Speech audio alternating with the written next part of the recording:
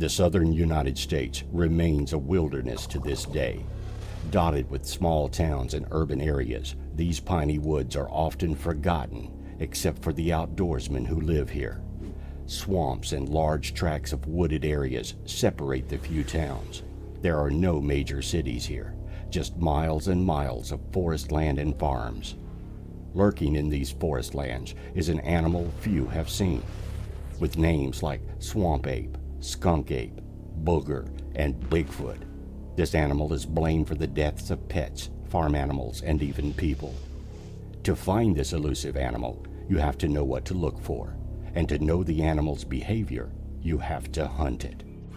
I'm Don McDonald, and I'm a Bigfoot hunter. The main reason I hunt is to protect people. I get reports constantly from people who are having these things come up. A lot of people have their dogs killed, had their chickens killed. I know a family down around Red Bluff area down by Columbia. They lost 7 or 8 geese. A coyote is not going to mess with a goose. If there's 6 or 8 of them in a pile, a coyote is not going to mess with them. Something had plucked those geese and laid the feathers in a nice, neat pile and gone off with the rest of the body. Will a coyote do that? I think not. But you've got people that are having their homes beat on. They're scared to go outside at night. I know some families who will not go outside their front door unless they've got a gun in their hand. I talked to some people up in North Mississippi the other day. They actually heard something beating on the side of their house one night, and something peeked in on their 8-year-old daughter and looked in the window at their daughter. The daughter described it as a big gorilla-looking thing. Now, the bottom of the windowsill, is about chest high. So this thing was leaned over and hunched over and looking in the window. The next night, they heard a loud racket outside and their air conditioner went off. Something had gone out there and picked up an outside air conditioner unit and threw it 30 feet across the yard. The first dent in the ground was 20 feet away. So something threw this thing 20 feet in the air before it hit the ground and rolled another 10 feet. A human can't do that. And it takes an opposable thumb to be able to pick something up and throw it. A bear can't, it's not gonna pick it up. It was swatted away. And there are a lot of bears in Mississippi. They are making a big comeback, but this was not a bear. No opposable thumb to pick it up. Well, I grew up in the Pacific Northwest, and so as a youngster I was familiar with the stories about Bigfoot. I actually saw the Patterson-Gimlin film at the Spokane Coliseum with my brother and my dad. And one thing sort of led to another. It steeled my interests that were already budding in natural history and primate and human evolution. And so the prospect of there being this maybe a missing link or some primitive form of human out in the wilds of the Northwest was a fascinating prospect for a young mind. I started walking down the hill. Well, the moon had come out and I could see to walk, so I didn't have my flashlight on. Well, I got probably halfway down and I saw what I thought from a distance was a tree. And as I got closer to it, I realized there's no tree there. That tree would have been in the way when I was raking hay. It would have been in the way. I wouldn't have been able to rake that right there. So I said, So I eased on down and got a little closer. Well, as I got probably, I would say 40 yards from it, it moved. But when it moved, I stopped. And I had my flashlight in my hand, so I turned my light on and I shined up. And when I shined up, this creature turned away from me and stepped down into the creek behind the trees. I have a extremely large hand. My hand would have looked like a child's hand inside the hand that I saw hanging down beside this creature. Well, I'm not, I turned and I ran. I'm not gonna lie. All I had with me was a little .22 Magnum pistol is all I had on me, because that's what I use for coyotes. So I turned and I ran. And I got back to the top of the hill and I told my cousin, I said, hand me your AR. I said, man, I don't know what this is. I said, but it's big. I said, it's taller than I am. It's bigger than I am. I said, it's huge. We went into the area where the witness had seen the creature, me and T. Lancaster. We wasn't in the woods long before my 2 youngest sons started radioing us on our next telephones telling us that they had seen a creature. They stood there and watched it for about 5 minutes. The older of the two, which is the braver of the braver of the two, decided he was going to move in closer. He said when he made motion towards the creature, he said the creature in turn did the same and moved closer to him, to the point where they were about 80 feet from each other. They stood there and looked at it for about 3 to 5 minutes. The creature took off down a hill after, I guess, it got uncomfortable. And it was right about the same time period that I had seen something out of my right side peripheral vision. And then I became overcome by something that I haven't ever been able to explain. At the time I was in the woods, T. Lancaster had already left me to go to the kids since they were having the sighting. He had left the woods, left me there alone. And at the point in time when I had just seen that, that's when I went into what I explain as a breakdown, or I laid down on the ground, felt really ill, very unusual feeling, nothing like I'd ever felt before. And then soon after that, it probably lasted maybe a couple minutes, and I was fine. I got up and I walked out of the woods. I've never experienced anything like that in my life. It's the first time, it's the last time, hopefully.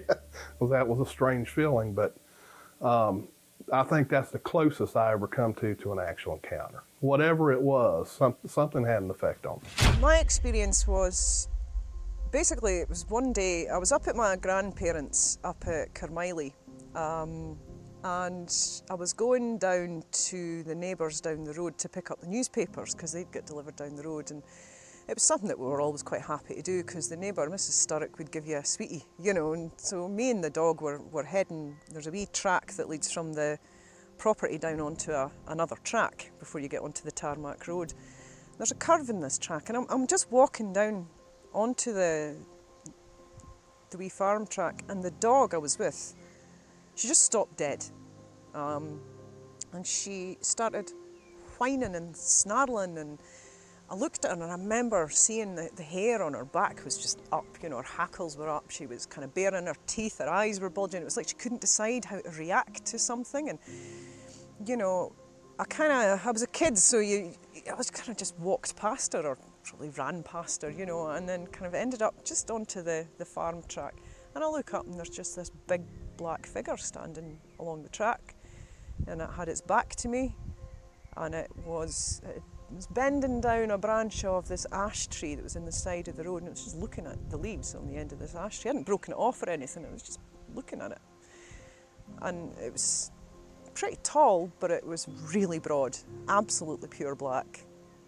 I didn't know what it was, I just stood in shock and stared at it for probably a couple of seconds. It didn't seem to know I was there until I screamed. And then the arm comes down and it slowly starts to turn to its right. And I was off, didn't see its face, just off back to the house, belting on the kitchen door, absolutely floods of tears, screaming, there's a monster, I've seen a monster. And they were like, oh no, it must be a neighbour.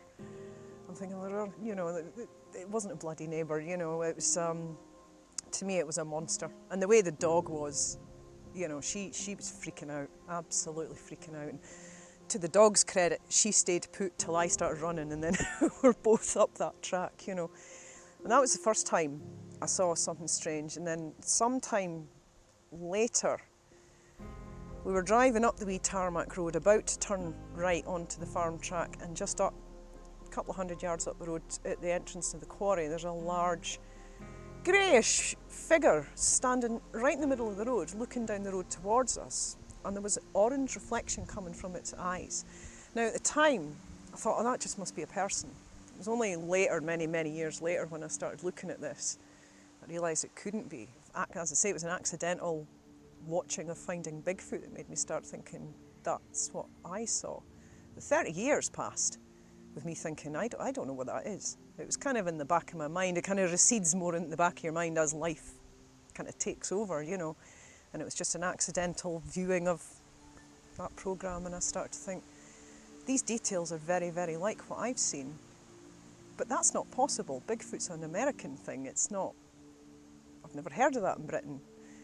And then I started to look into, well, all the American stuff to see if the details did match, if the descriptions matched, if all these other circumstances, you know, it's like it was just so similar that I thought, okay. So I started looking at the British stuff to see if there was any British stuff, and that's when I started coming across, I think the first thing I came across was there was a couple of sightings reported up at Torfins in Aberdeenshire back in the mid-90s, and there was a cryptozoologist who was quite prolific at the time called Mark Fraser, and he documented these sightings, and these guys had been out in the woods around Torfins and they'd seen a large dark figure with kind of reddish glowing eyes, as they described it. And I think the first time they saw it, one of the guys threw a stone at it and it disappeared into the woods, and then they saw it a wee while later. There was 3 of them, and it actually chased them when they were in the car, and they described it. Now that made me think, God, that's not that far from where I saw something, and I just started researching it more. And then I found, yeah, there's a lot more stuff that sounds like what I've described, and then I found out, God, it's all over Britain, and then that's when I started speaking to, you know, Debbie and stuff like that, and found out I'm not the only person that's had this, and their experiences are so similar to mine. We were going up the hill, and the dog heard something and alerted and bolted up ahead of us. When we got to the top of the hill, we heard the dog whelp real loud and then come bolting back between us with his tail tucked between his legs. Now, us being, you know, Boy Scouts and teenagers, we had to go find out what was going on.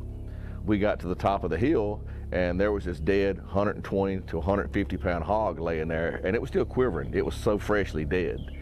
Its back legs were snapped, it were broken. And we looked up in the tree, and what we thought was a limb about 6 feet off the ground, it was actually a rib bone from that hog. Something had grabbed that hog by the back legs, slammed it into the tree so dead-gum hard that it broke a rib and stuck it into the side of that pine tree. And when the dog come up, I guess it ran it off, and we saw some ruffled up leaves, so we followed them down to the bottom. And when we got to the bottom of the creek down there, that's where we found the 16-inch track at the bottom of the hill. It was a 5-toed track, so obviously that means there's a healthy breeding population.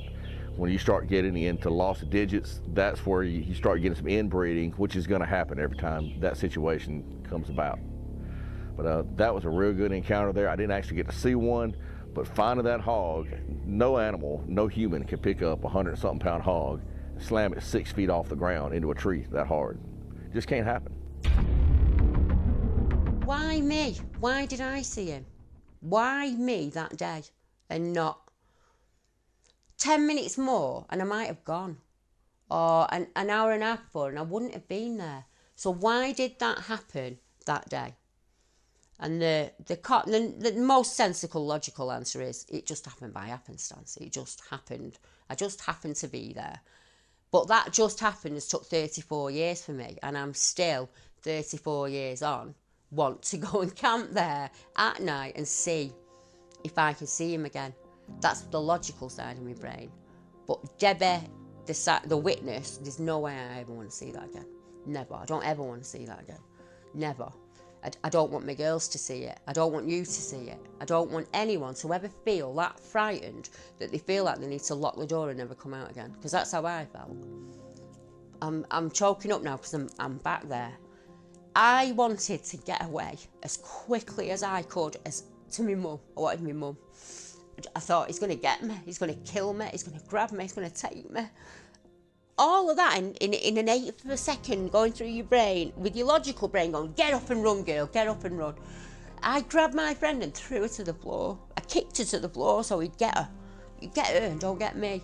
But that fear is still there in me to this day, and I can't make that go away. I can soften it, and I can look at it logically, and I can say, Debbie, these other people feel like this. There's other people out there who feel like you. And that makes me get through the day. But at the end of the day, I'm still that 15-year-old kid who hasn't got an answer, who doesn't know, who wants somebody to come and say to me, there's the answer. I'll take it all away. I'll take all your fear away. You never have to do another radio show. You never have to write another article. I'll take it away and I won't do it. I'd still have that fear because of the witnesses, because there's other witnesses out there who feel like that. And I couldn't sleep at night knowing that I had done everything I could to make that person feel better. Yeah. So if that's all I ever do, if I never prove this a wild man, and I never convince people to go and look, I'll know that I've done everything I can do. And another part of me is, I want you to go out and enjoy the woods. I want you to get back to nature. It stopped me.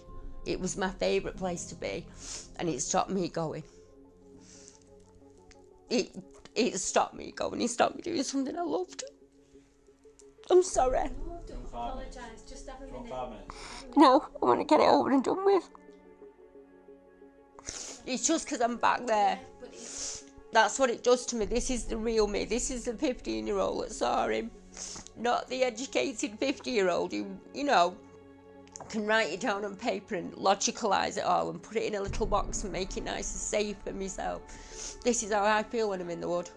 The minute it goes dark, the minute it gets dusk, I'm gone. I can't do it. I think he's behind every tree. I think he's going to pop up in front of me. Why would he do it? He wouldn't do that. It's ridiculous. But that's the only way I can prove that I saw something that scared me this much. Because I don't scare easy. And to carry it on all this time, I can think about my wedding, my children's births, all of that. Just make me feel like this, you know. But to just think of that split second, that little 10 seconds that changed my life, this is what happened. The very first time I encountered the animal, I was a pre-med student at Rollins College, Winter Park, Florida, and pulled my grocery bag out and was going to head back to the apartment. When I stood up, I saw this thing standing behind a lamppost right off the parking lot in the shadows. And at first I thought it was a person, but it wasn't. It was much taller, not a whole lot taller, but it was taller than an average person. And I could tell that it was hairy, even though it was very, very shadowy. I could see the white of the eyes, but that's about all I could see. I knew it was some sort of a creature. And, well, I'd froze because I was pretty scared at the moment. And as I sat there or stood there looking at it, it eventually took interest in the trash dumpster, which was off to its left, my right, and kept looking back and forth, not really quickly, but I eventually realized it was more interested in probably feeding out of the dumpster than it was in me. And I began backing up to the landing for the stairway that went up to the second story, and over a period of a few minutes backed all the way up to the level where my apartment was, set my groceries down on the ground long enough to unlock my door to get inside, and when I turned back around, it was gone. For me, it was a bit of an unusual thing to see and hear about initially, because I thought, well, how does such a small country sustain such a large animal and the amount of food that these things are going to eat? However, reports came flooding in. I remember seeing them in the early 80s, actually. I saw that was the very first incident I actually heard of. And that was at Cannock Chase. But it had been mixed up with, walking tall dogmen type experiences as well in that location. So it would seem there was a numerous different things being reported there. My first investigation was 1991 of a Bigfoot incident that took place at Cannock Chase again, in the woods, in a place called near Walker Woods Reservoir. Now, it's quite a large location, and the story is that, because I interviewed these two guys, and they were in the 30s, I believe they were absolutely being legitimate when they were telling me about their experiences, and I could not find any form of deception taking place. They'd been out there in the woods, it was at night, and they were heading home. And they thought somebody was actually following them. And they kept stopping and looking around, couldn't see anything. They carried on a little bit further, they could hear the crunching of branches and twigs and things. And this, whoever it was getting closer. Made no attempt to hide itself in a sense of making sure that it was heard. big branches, twigs were snapping, maybe as if, he even mentioned that they thought it was being done on purpose, as if to say, hey, I am here. And they suddenly got this feeling as they were moving on that they were being watched, and this oppressive feeling came over them. And they started to get a little bit worried. Now, as time went on, they quickened the pace.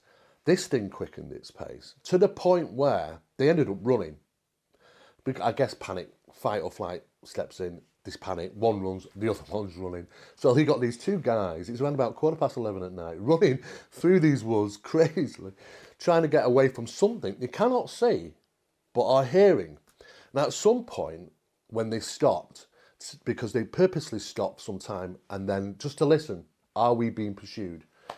And it was dead quiet, and they thought, okay, it's not with us anymore, whatever it was, it's not there. And they didn't really know what was going on. But at that moment, just seconds later, there was this almighty thump, as if something had just landed right next to them. And they could hear this breathing, they could hear the movement of this thing. It was only about 8 foot away, 8 or 9 foot away, amongst this bush. The bush was moving, and yet they couldn't see anything. They could see nothing.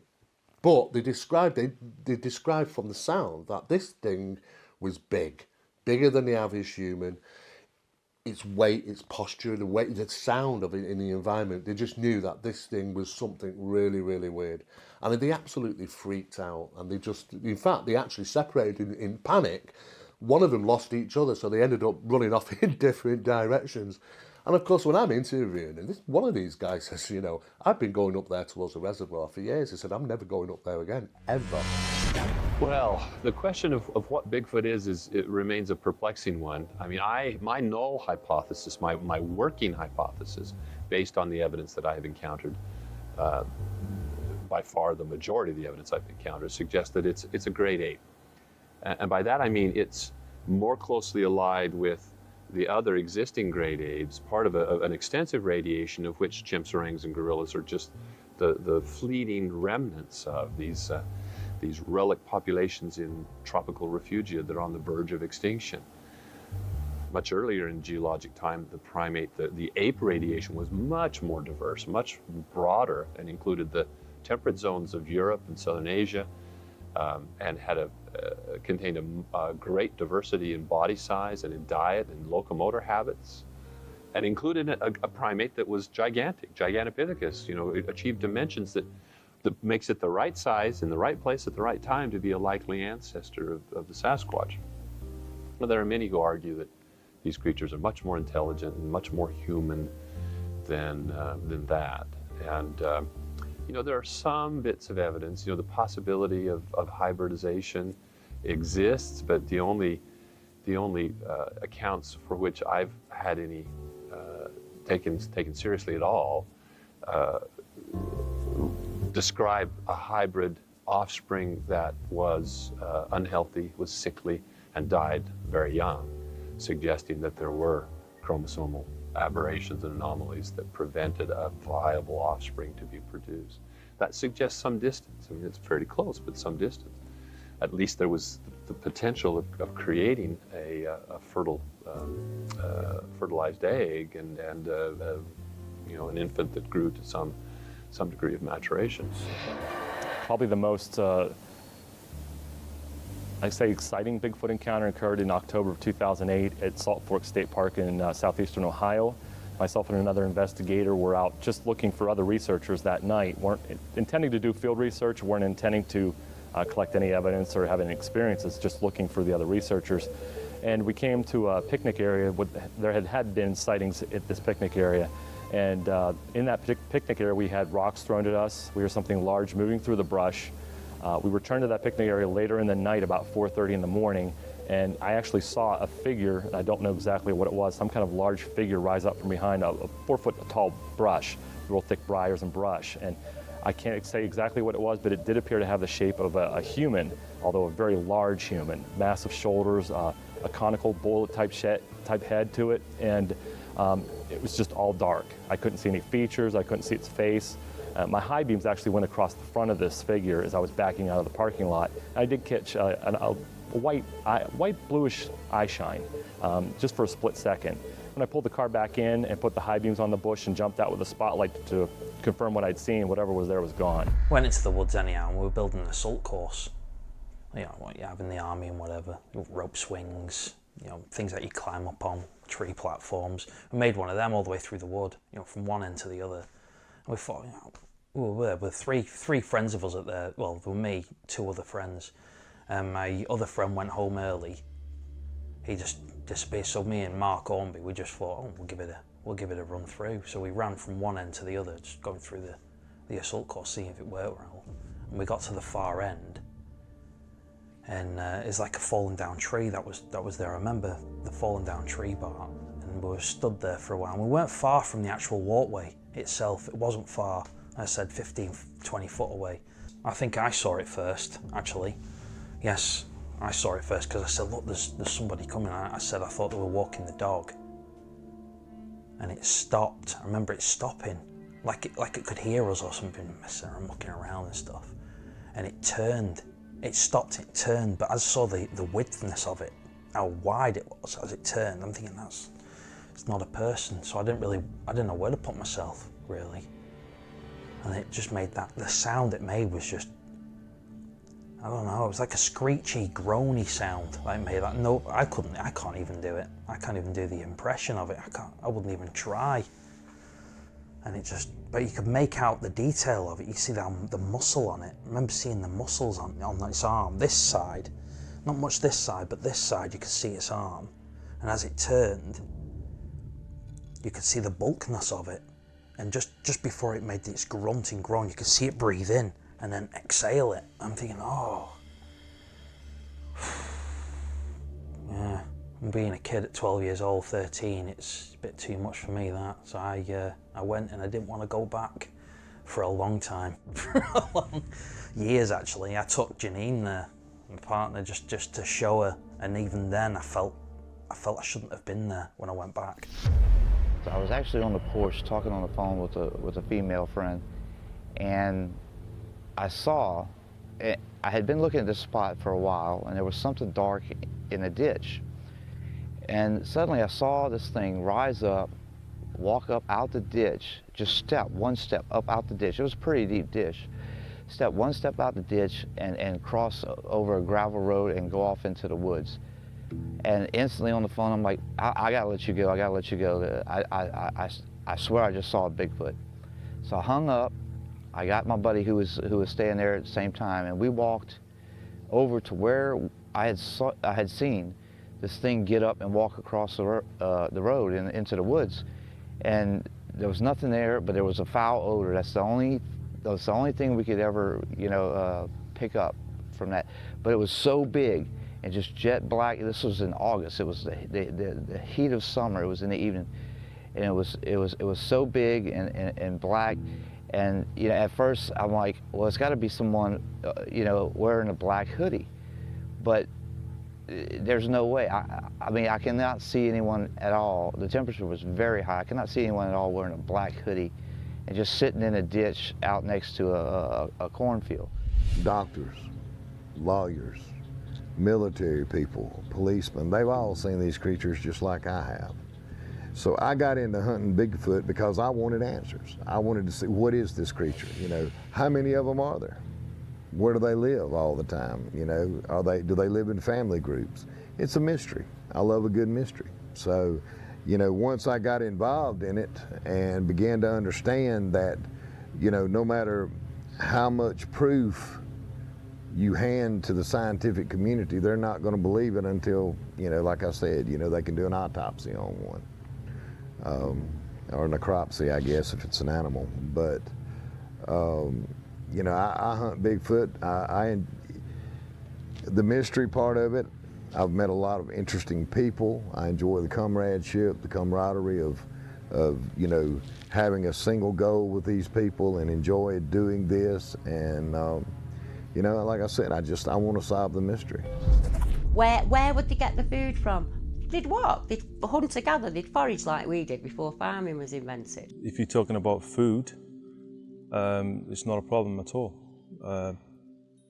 There's plenty of animals, creatures. There's deer, wild boar, rabbits, squirrels. Well, I would forage, I'd hedgerow, I'd fish, I'd use the streams, birds, eggs. There's a multitude of food out there that we can eat. When you've got the rivers, the streams, you've got trout, salmon, crayfish, it's endless. That's only the animals that I know. The food we eat now, we're not supposed to eat. We're not supposed to eat all this processed food. We're really not, with hormones injected and this injected and that injected. That's not the way to go, is it? We're supposed to be eating a natural diet like they would on a daily basis. We're supposed to be drinking clean water like they would on a daily basis. We're supposed to work out and use our bodies constantly all day. As a person, I know that you can adapt to anything.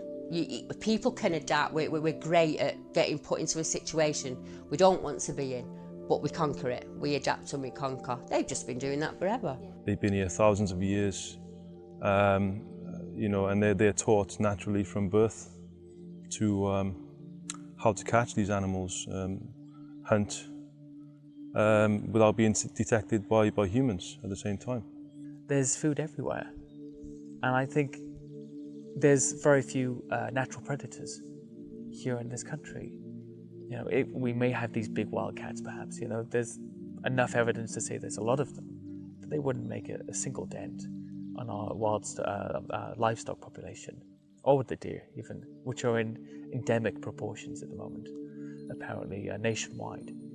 So I think when it comes to a creature like this surviving in our countryside, it's more a case of what isn't there to eat, and not what is there.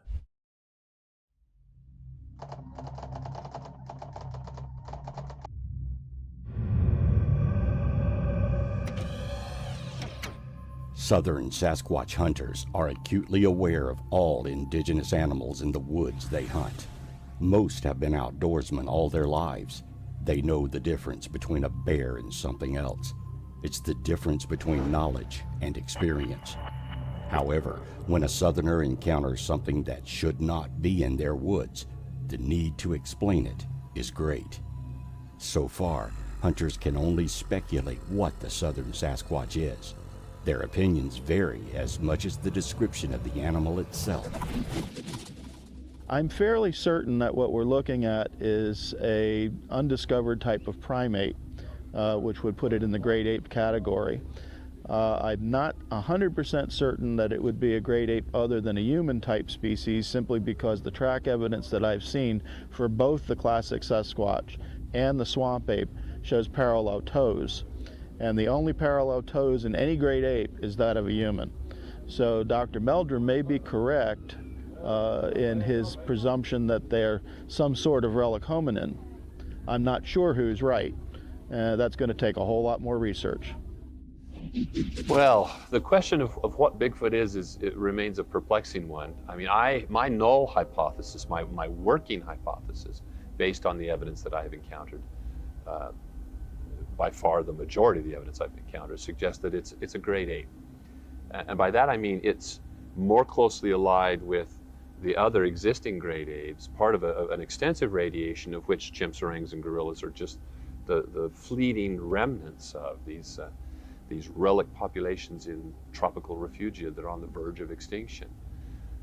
Much earlier in geologic time, the primate, the ape radiation was much more diverse, much broader, and included the temperate zones of Europe and Southern Asia, and had contained a great diversity in body size and in diet and locomotor habits, and included a primate that was gigantic, Gigantopithecus, it achieved dimensions that makes it the right size in the right place at the right time to be a likely ancestor of the Sasquatch. What is Bigfoot?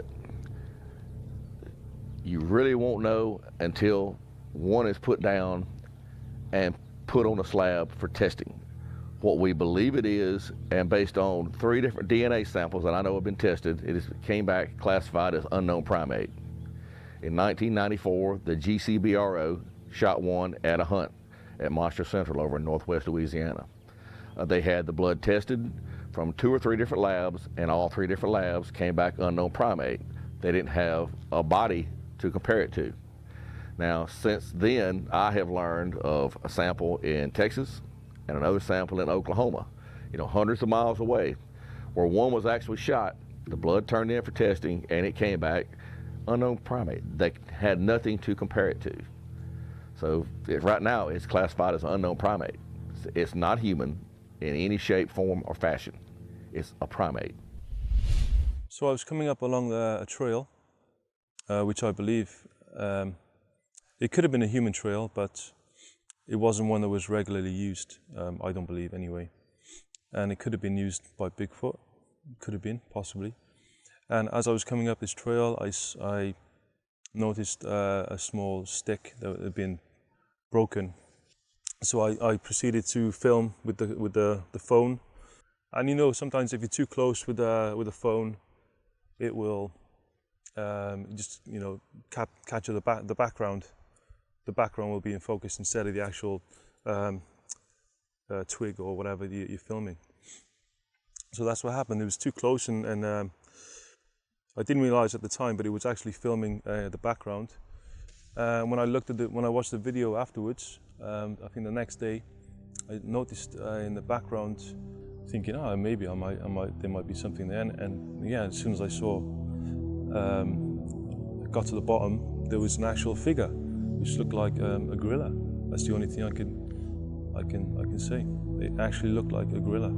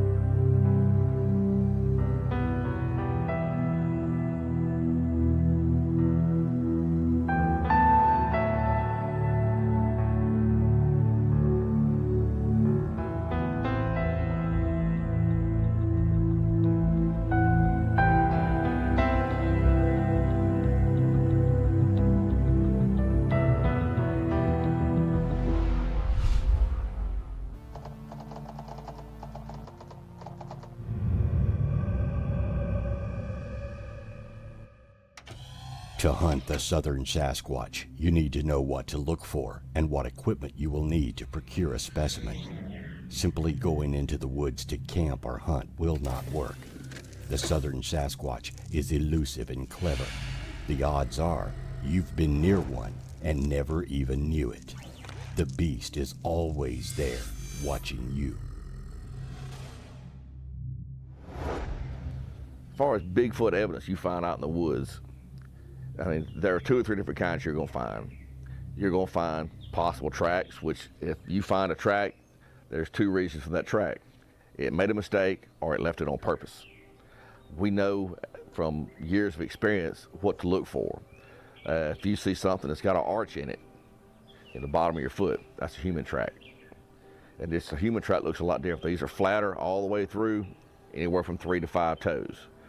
And it takes a lot of experience to be able to learn the difference in those 2. Another thing you'll find, you might find a teepee structure out there where something's been hiding in. You look for, say there's several limbs around a tree. First thing you want to do is look at the ground. You want to see if you can find where the base of that tree is. Next thing you want to look for is look up in the tree to see if some limbs could have fell there. If there's no other possible explanation of how these things could have fell, one of 2 things has happened. Either somebody or something has put those limbs there. And you don't ever really know because you don't see these animals put it there. We find a lot of tipped limbs up around 7 or 8 foot tall where something has come through and it's taken the limbs and snapped them off. That way they can be more stealthy the next time they come through. Just different things you learn to look at after a lot of years of experience, and you know what you're looking for then. Where do they sleep? That is quite a difficult one for me to know. Which is well, if we knew, we would obviously be able to find them. So they do whatever they can and sleep whatever they can. Most likely in the most difficult place where humans can't get to, or where humans would want to go, you know, or would even think about going. You know, there's so many theories. I think, yes, mine shafts would be great to look into. There was a sighting in Dorking Deepdene in Surrey, which is not so far away from here, where two brothers were exploring a mine shaft and they heard a roar come out, and they left the mine shaft, and then they were bluff charged in sound only. They couldn't see the creature, but a large creature bluff charged them through the foliage. They left the area. Now, that to me would indicate perhaps a family group or a male with young living in the mine shaft, because the challenge was from outside of the mine shaft, I think, and that was a warning as far as I'm aware. Fife, north of here, is full of mines, and there's quite a few sightings from Fife, you know, in Scotland, yeah. Up Bathgate Hills, there's the Silverman sighting from the 80s, which is quite interesting, a large silver greyish figure running alongside a car up the Bathgate Hills. I've got quite an interesting set of stories from a forum about a guy who was going up the Bathgate Hills. Every winter they would get chased off the hill, they found footprints in the car park in the snow and all this kind of thing. There's a big old silver mine under those hills, you know. So yeah, I think mines have a lot to... I do think they're probably used. There's a theory in the United States that they follow railways, that follow power lines. You know, as a guide, this is a nice straight route to follow. Bigfoot sightings along these very old ancient monuments to me would just represent an old and passed down route that would be passed down to younger Bigfoot, just like elephants pass, you know, routes to water to their children and so on and so forth forever. I think that would be exactly the same thing. This has been here for 1,000 years, 2,000 years. This is a route we've always known. Now there's a new route, some pylons that follow this straight line across this hill. You can follow them to get there and get home. You know, people get confused a lot of times at what direct evidence is versus physical evidence versus circumstantial evidence. You know, a lot of people think that witness testimony is just not evidence. Witness testimony actually is direct evidence. You know, it's the purest form of evidence you can have. It's accepted in a court of law. The next set of evidence you have is physical evidence. Now, physical evidence would constitute something like a fingerprint that can be matched back to something, a footprint that can be matched back to something. So plaster casts, especially those with dermal ridges authenticated by a forensic expert like, you know, Jimmy Chilcutt, that's physical evidence. The funny thing is hair samples kind of fall in the middle of that, because somebody sees it, they collect a hair sample, it comes back to an unknown species. Okay, that very well could be. But technically, hair samples and DNA samples, by definition, at least in the court of law, are all circumstantial. Now, in our particular case, it may not be, because we're just looking to prove that something exists out here that doesn't. Now, if science doesn't want to, and this is my jilt about, you know, what's it going to take to prove Bigfoot? Because science used to accept plaster cast of footprints. They did in the case of the Billy Ape, but they're not in the case of Bigfoot. Probably casts will get me excited, because I know then that they've been through an area. Secondly, of course, DNA, but DNA has nothing really to back itself up with, because it has no common denominator as to where to go if it's not a creature that's ever been discovered before. Likewise, hair falls into that basically same category.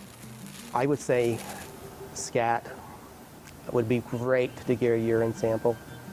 We could learn so much from that. Would be right up there along with DNA. DNA may tell us what speciation, but it's not telling us anything about its lifestyle. And so getting an idea how it lives and being able to use that to learn more about it is probably more precious than anything else we can do. Now we have DNA. Are they going to pull the same, magic act and say, well, we're not going to accept that. We still need a body. We need to see where that comes from. Well, obviously, if there's something that's new that's not there before that has to be recatalogued, that should tell them that, hey, but will it? I don't know yet. Eyewitness sightings are, you're always at the mercy of the credibility of the individual, and then their powers of observation and their ability to interpret the things that they observe. So eyewitness testimony alone is not going to make the ultimate case, in my opinion. It certainly is indicative that there's something that is common to the human experience in this regard, but it is often very subjective sort of evidence. The trace and physical evidence of footprints of hair, scat, and ultimately DNA will be much more telling.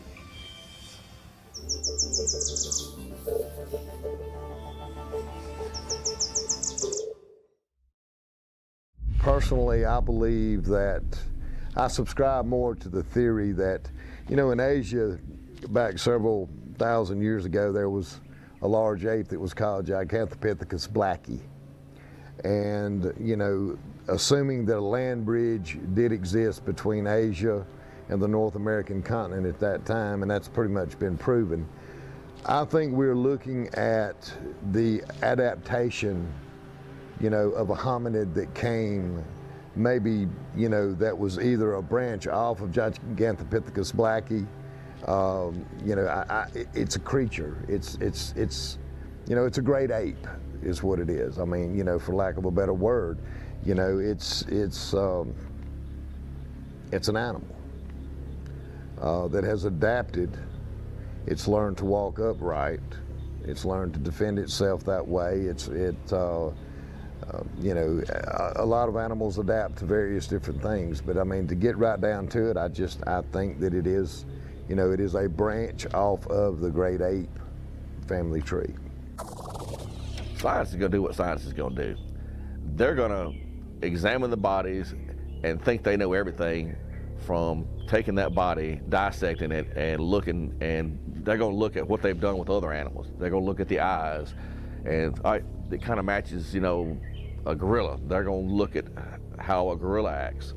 They're going to think that they know everything already, where they really should come to people like me, the GCBRO, and there's several other groups out there that have had a lot of experience with these things as far as the behavior. The behavior is the one thing they cannot come up with by any kind of a dissection or looking at these creatures. There's no way they can do it. What you have to have in order to be able to really put this together is photographic evidence supported by physical evidence, supported by DNA that says this is something other than a genome we know about, but it's related to or close to this genome, meaning human or some other ape. And then you have to have absolutely irrefutable chain of custody on the evidence, in addition to having all of the sightings attested by people who are accepted as being beyond reproach. You could have a body, that's fine, that works. In a simple world, that's true, but I'm not for killing anything, much less an animal that's apparently as rare as this one is. My first encounter actually was in Texas, and I was using a thermal seeker, and it hit something within these reeds. And what happened is I pulled out some night vision, and whatever it was standing there in the reeds, which were 6 feet tall, and it was watching another researcher, kind of cutting brush. And it ducked right back down, and then it came back up. But it was always keeping its eye on that researcher. And that researcher, when he turned into it, it just kind of turned and boom, whoosh, and you heard this big whooshing noise, and it disappeared. And there was a big swath of the reeds that had been just plowed down, and that was really my first encounter. Researchers who have not had a personal encounter are nevertheless drawn to the study by intriguing physical evidence and eyewitness testimony. In all the years I've been doing this, and it'll be 52 years next week, I've interviewed thousands of people. Again, I've seen much evidence. I have never personally seen a UFO or a Bigfoot, even though I believe in some cases during the 70s, I was probably pretty close to the creature, but never saw anything. What I find to be most interesting is when I know that there is a witness who is truthful and honest, there's usually some little nuance, some little twist to the story that they're telling at the moment that didn't occur in the previous one and probably won't occur down the road. Or if it did, there's still a little variance to it. So that gets me going. The fact that, oh, this one said that the creature reached up and pulled its right earlobe, or something to that effect. Something that was intriguing enough for them to remember and relay that little bit of data to me. Makes it believable. Oh, I think there's way more than just one species that we're looking at. They may be a related genera, but they're not necessarily the same species. They're reported all over the world, some of them no bigger than a chimpanzee, even smaller, like the orang pendek. There are others that are reported that have certain interesting issues that would make them the swamp ape that I believe and have dealt with. And then I think the Sasquatch, which probably is a whole lot taller than the other two, which is properly adapted to mountainous and forested areas, that it does that. And again, the track evidence supports it. I have tracks from the swamp ape that I'm sure are swamp ape tracks, and the shape of the foot and the way that the foot anatomy works underlying everything is pretty much identical to that of humans, but there's different adaptations in those tracks. In the case of the swamp ape, it's much more adapted to swimming and being in water and being in soft ground like a swamp, whereas the mountainous type of, and I should also mention that it appears from the tracks I have that the toes are webbed in the swamp ape tracks. Whereas with the classic Bigfoot, the toes splay, the foot is more of a trapezoidal shape, but the underlying anatomy is still very similar to that of a human. If Bigfoot, or when it's discovered, it's going to be probably the biggest scientific discovery ever. It's going to change the way everybody looks at things. Some of it good, some of it not good. There's way too many tree huggers out right now. They're going to want to take and all your tree cutting in areas where these things have been found, there would be no more pine tree cutting. Tree prices, pine or oak, whatever, are going to skyrocket through the roof because there's going to be very few places that timber companies can come in and cut the trees. Scientific wise, it's going to be real good. It's going to change everybody's point of view, and all these people, including myself, who have been just given heck all these years, and I told you so. And that's going to be a wonderful feeling. One of the first things that I get asked is how, in Britain today, in an urbanised society, a Bigfoot, woodwoose, wild man, whatever you wanted to call him, be him human or ape, could hide. Quite easily, in all honesty. We haven't looked at any of our cave systems. We've probably discovered 5 to 10% of them. We don't go out into the woods every day and look. And when we do, we're walking the dog or we're playing with the kids. And we're not looking up and we're not looking down. We're just going about our normal, everyday human life. So we're already distracted. You could be sat 3 feet away from you in a bush and you wouldn't have a clue. You wouldn't know. To be honest with you, I don't expect to see one myself. I simply don't expect to see one because for them, everything they do is about concealing themselves. Everything they do is about hiding from humans, obviously. And from animals as well. Hiding and ready to jump out on deers, for example. So it's natural for them, but I think it's a matter of life and death. A matter of life and death for them. I don't think it's a stretch in the imagination to think that they're doing things like creating ditches in the deeper woods, sticking logs and branches over them and hiding in there, you know, but unless you're brave enough to really go raking, you know, how hard can it be though to hide in, say, a load of brambles or a bunch of gorse bushes? It could be that simple. The most asked question would probably be, where are the skeletons? Where are the bodies? And it's a very valid question. Also, is Britain large enough to support such a species? And the last question I have is this creature flesh and blood or something more supernatural?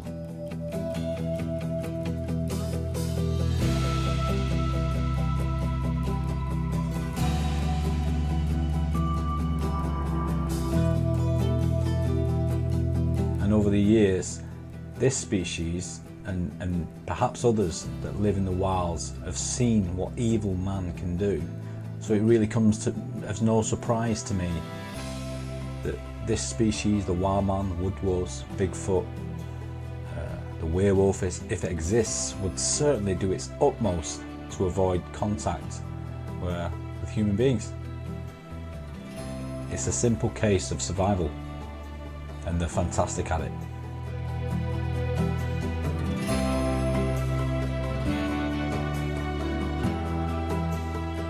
So quickly, Deb, obviously, what's this last 2 years? I mean, obviously we're out in Scotland doing a night investigation. There's two things I'm going to say on that. One, I don't really know. I'm filling up and I don't want to fill up on camera.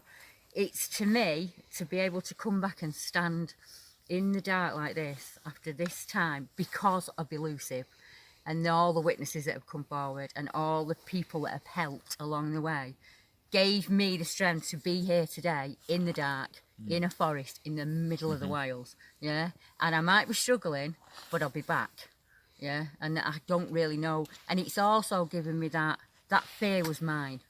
That wasn't what he put on me, that was my fear. And if he's out there or he stood 10 feet away, I think he knows that now, yeah? And we're at peace, me and him. We can, go our separate ways and just carry on doing what we're doing. Just think of where you've come since 12 months since you went back to Burial Hill over a year ago. It's more. It was it's a 2 massive, years. It's about, big deal it's for about you. 2 That years wasn't it? ago. Getting and out. Look where you are now. In the woods, even if you can only do 4 or 5 steps from the car, do those 4 or 5 steps, and next time do 6, and next time do 7, and eventually you'll end up like this, And I couldn't be happier. You could give me a choice now of whether you give me £1,000 or we just stay another night, and I'd stay another night. Yeah. And that's thanks to you.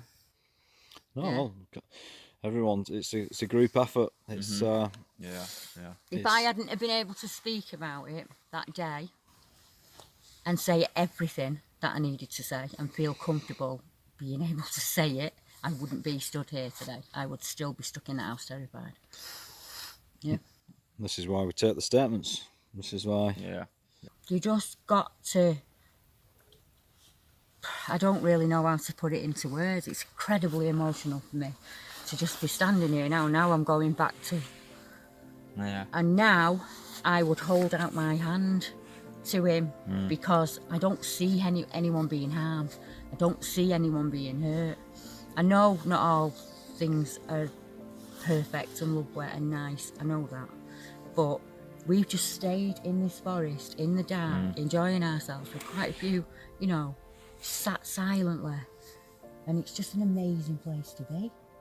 And they could be 5 feet away from that light and you just wouldn't know. Yeah, it's amazing that. Yeah, so don't get disheartened. If you're out and you're researching, we're in the middle of Scotland and we're still struggling. It is hard and you just have to keep at it.